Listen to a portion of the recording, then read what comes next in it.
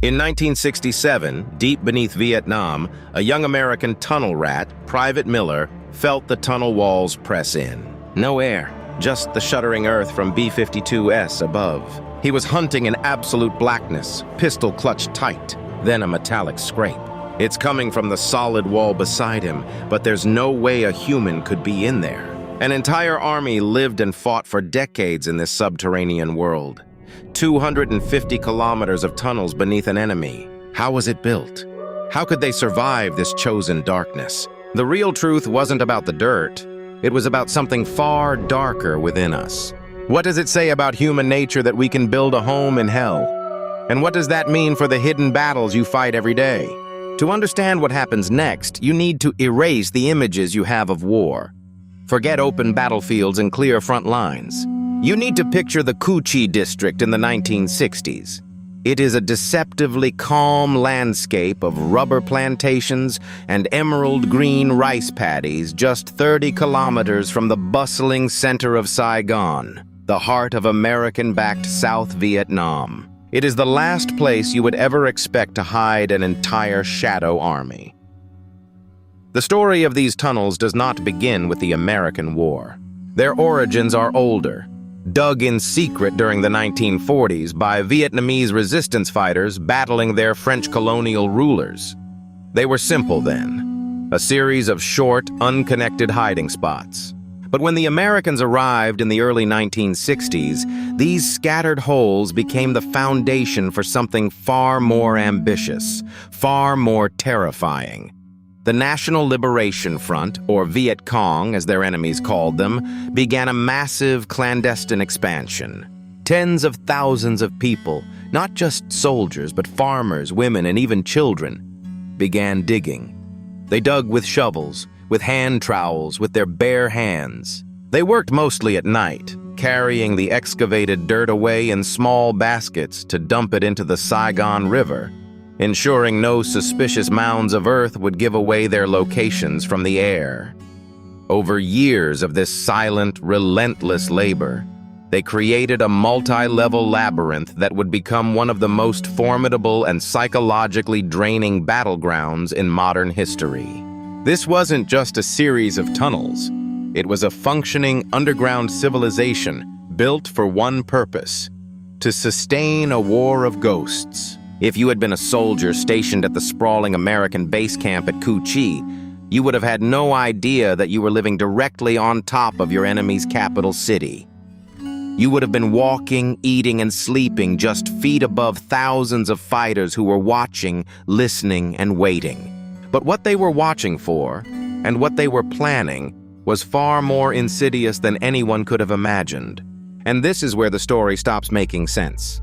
Life inside this buried world was a descent into a specific kind of hell. You have to understand that the tunnels were impossibly small, often less than a meter high and half a meter wide, built for the smaller stature of the Vietnamese. For the Viet Cong guerrillas, a day began not with the sun, but with the ceiling of their hidden entrances. They would spend the daylight hours in the stifling, oxygen-starved darkness, sometimes for weeks at a time. The air was the first enemy. It was thin, hot, and heavy with the smoke from underground kitchens and the smell of unwashed bodies. To breathe, they relied on a network of tiny ventilation shafts, disguised on the surface as termite mounds or clumps of grass. If these were discovered and blocked, entire sections of the tunnel would slowly, silently suffocate. Food was the second enemy.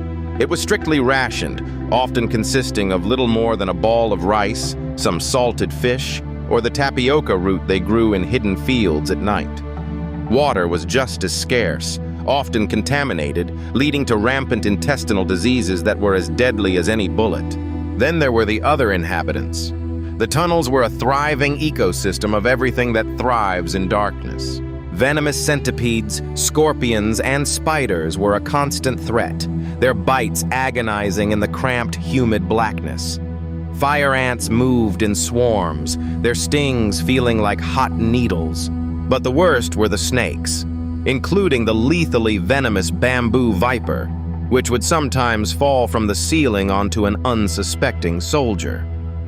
Many fighters reported that they feared the snakes more than they feared the B-52s. The psychological pressure was relentless. Claustrophobia was a constant companion. The perpetual darkness eroded the sense of time, blurring days and nights into one long, anxious twilight. The only light came from flickering candles or crude lamps that consumed precious oxygen. Yet, in this environment, a society functioned. A Viet Cong soldier would wake in the dark, attend a weapons instruction class in a dugout chamber, and then be tasked with laying booby traps near the surface. A doctor, often with minimal training, would perform surgery by candlelight in a subterranean operating theater. A propaganda unit would print newsletters and even screen films in larger caverns for entertainment. They emerged only under the cover of darkness. Like specters, they would slip out to attack American patrols, to plant mines, to tend their hidden crops, or simply to breathe fresh air for a few precious minutes before descending again. American forces knew the tunnels existed, but they could not comprehend the scale. They called the area Iron Triangle and threw everything they had at it. They carpet-bombed the jungle above, hoping to collapse the earth. They pumped in tear gas and water. They sent in German shepherds to sniff out trapdoors, but the Viet Cong cleverly began using stolen American soap and uniforms at the entrances to confuse the dogs' sense of smell. Frustration turned to a more direct, more terrifying approach. They created specialized units of American soldiers, nicknamed tunnel rats. These men, often chosen for their small size and iron nerve, were armed with only a pistol, a knife, and a flashlight, and sent down into the darkness to hunt. They were entering a world designed to kill them. Every corner could hide a tripwire connected to a grenade. False tunnels led directly to pits filled with sharpened bamboo stakes called punji sticks. Some entrances were even designed with a step-down, a sentry trap, where a Viet Cong soldier would be waiting in a side chamber to stab anyone who passed. If you had been a tunnel rat, the thing you would have feared most wasn't a direct confrontation. It was the silence, the waiting, the knowledge that the person you were hunting knew the layout of the dark infinitely better than you did. You were in their home, and they had written the rules. But the physical traps, the snakes, the suffocating darkness, none of that was the core of the tunnel's power. The real weapon was the system of belief that made it all possible. And that's before we get to the secrets they were willing to kill their own people to protect. Here's where it gets worse. Think about the person you trust most in the world. Your parent, your partner, your oldest friend. Now imagine that person asking you to do something that goes against every survival instinct hardwired into your brain. Imagine they lead you to a small, dark hole in the ground, barely wide enough for your shoulders, and tell you to get in. They tell you that this is now your home, that the sun, the sky, the open air, these things are no longer for you. This was the decision faced by thousands of young Vietnamese men and women in the 1960s. It wasn't an order barked by a distant general. It was often a quiet conversation with a village elder or a local recruiter, someone you had known your entire life. They were asking you to betray your own body. They were asking you to choose to be buried alive in order to fight.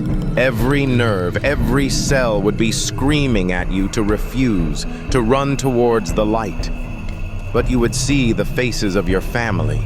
You would remember the bombs falling on your village, and you would make the choice. You would take that first step down into the suffocating, silent earth. That decision, made by thousands, was the first and most profound act of war. It was a betrayal of the self for the sake of the collective. It was the moment a farmer became a ghost, sacrificing the world of the living for a cause they believed in more than their own life. In that moment, the war was already half won, but the true cost was still hidden. And here is what should make you deeply uncomfortable. This subterranean world was not a chaotic mess of foxholes. It was a meticulously planned, brilliantly engineered system of terrifying logic and order. The tunnels were not just a single layer, they were a complex 3-level structure. The first level, just a few meters underground, was the fighting level. It was filled with firing posts, booby traps, and zigzagging passages designed to stop bullets and grenade blasts from traveling far. If this level was compromised, the fighters could retreat to the second level, about 6 meters down. This was the domestic heart of the complex. Here you would find kitchens with specially designed chimneys that diffused smoke to avoid detection. You would find large chambers used as hospitals for the wounded, sleeping quarters with bamboo cots, and even armories for manufacturing weapons.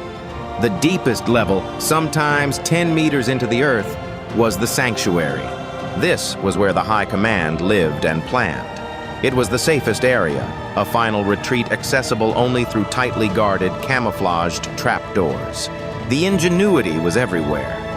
Entrances were hidden under the cooking fire of a farmer's hut, inside a pigsty, or at the bottom of a well. Some of the most critical access points were built underwater, leading out into the Saigon River, making them virtually impossible to find. This wasn't just hiding. This was a complete re-engineering of reality. The Viet Cong had taken a flat, featureless piece of land and layered it with a hidden dimension of warfare their enemy was completely unprepared for. And what you need to recognize is the terrifying patience of it all. This system wasn't built in a month or a year. It was the result of 2 decades of methodical, silent, back-breaking labor. Every inch was a deliberate choice. Every trap was a calculated psychological blow. It was a machine designed to create despair. It was designed to make American soldiers feel that the very ground they walked on was their enemy. But the true genius of the system wasn't in the clay or the traps. It was in the human software that ran it. And what came next, what they did to their own people to maintain that system, was the part they worked hardest to bury. A secret about absolute control you've never heard before. The captured Viet Cong documents revealed the real secret of the tunnels.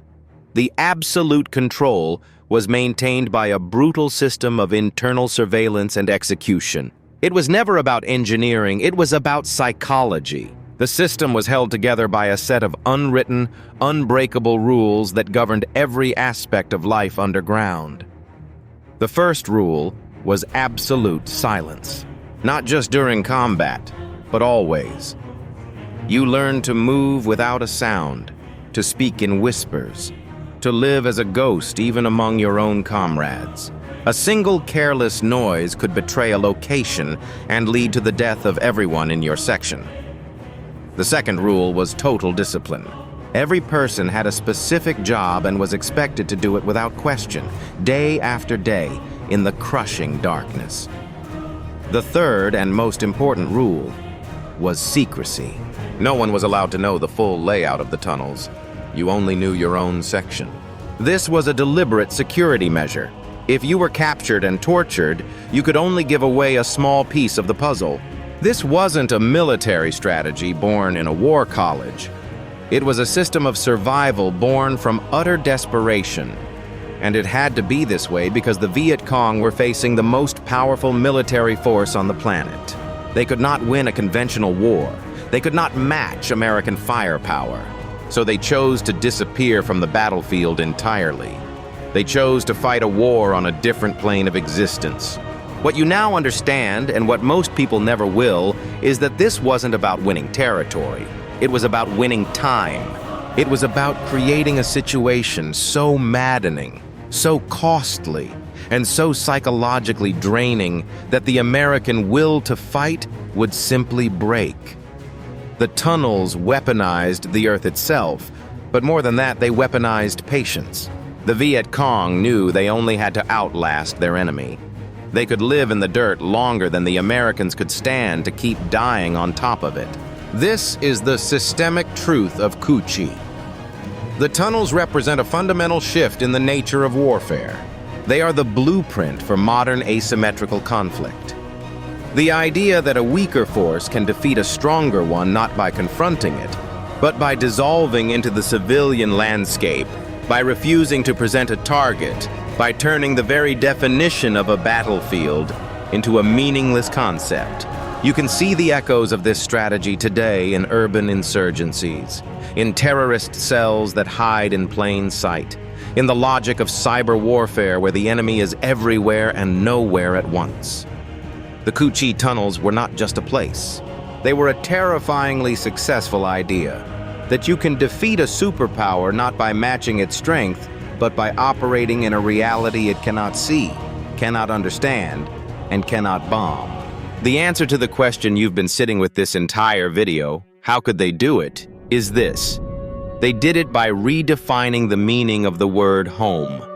They did it through 2 decades of relentless inch-by-inch labor, through a cold, brilliant, and ruthless ingenuity, and through a psychological conditioning that turned farmers into phantoms. They built their world directly beneath their enemy because they understood that the safest place to hide is the one place your opponent believes is completely under their control. But the answer to the deeper question, the one about the subterranean world you are capable of building, is far more unsettling. The tunnels reveal a dark and fundamental truth about human resilience. We are the most adaptable species on the planet. We can learn to endure any horror, to rationalize any deprivation, to accept any darkness as normal. That terrifying strength, the ability to turn a tomb into a sanctuary, is our greatest weapon. We can learn to live buried alive if we believe it is the only way to survive. And once you know that about yourself, the world looks very different. That faint scrape of metal on stone in the dark, the one Private Miller heard, wasn't just a soldier. It was a school teacher, a farmer, a mother, digging 1 inch further into the earth, expanding a world their enemy refused to believe could exist. The physical tunnels of Cu Chi are now a tourist attraction, but the principle behind them is still active all around you. It exists in the hidden networks of the dark web, in the secret ideologies that spread unseen through communities, in every system that operates just beneath the surface of the world everyone else sees. It is the strategy of hiding in plain sight.